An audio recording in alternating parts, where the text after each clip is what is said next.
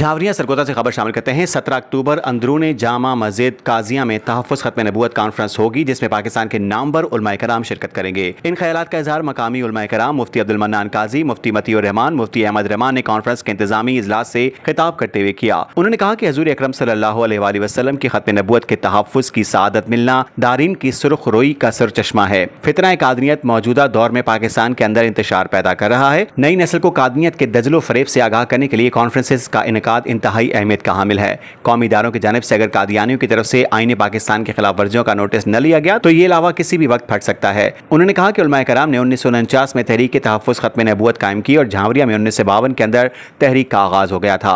इंशाअल्लाह अपने बुजुर्गों की रिवायात को मुताबिक नई नस्ल के अज़हान कलूब में आकाए मदनी की ख़त्म नबूवत के अकीदे के तहफ़्फ़ुज़ को लिए हर मुमकिन इक़दामात करेंगे। उन्होंने कहा कि कुरान पाक और हदीस मुबारक में हज़ूर सल्लल्लाहु अलैहि वसल्लम की ख़त्म नबूवत का ऐलान कर दिया गया है। ये कॉन्फ्रेंस इलाका झावरिया में अकीदे ख़त्म नबूवत के तहफ़्फ़ुज़ के लिए अहम किरदार अदा करेगी। रिपोर्ट जफर अब्बास, तहसील रिपोर्टर शाहपुर झावरिया।